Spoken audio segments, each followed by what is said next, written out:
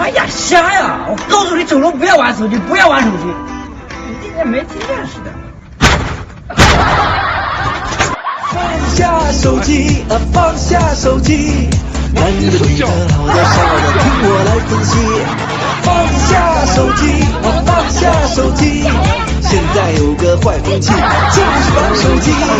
孩子放学回家，进门就玩手机，一边吃着东西，一边打着游戏。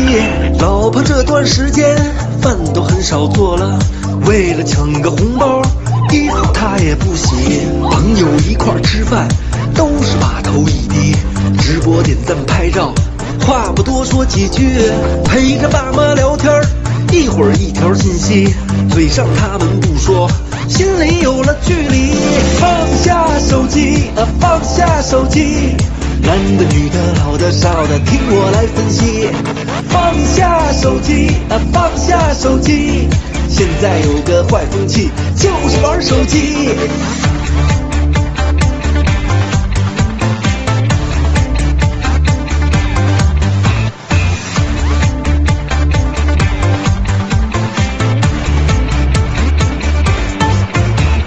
手机没电一会儿就憋得心里慌，开车发着信息，高度危险中，睡觉放在床头都有了依赖症，长期看着屏幕对眼睛有损伤。自从有了微信就很少去运动，网上支付方便，可消费往上涨，聊天聊到半夜，颈椎脖子硬，提醒一下大家别成了手机控。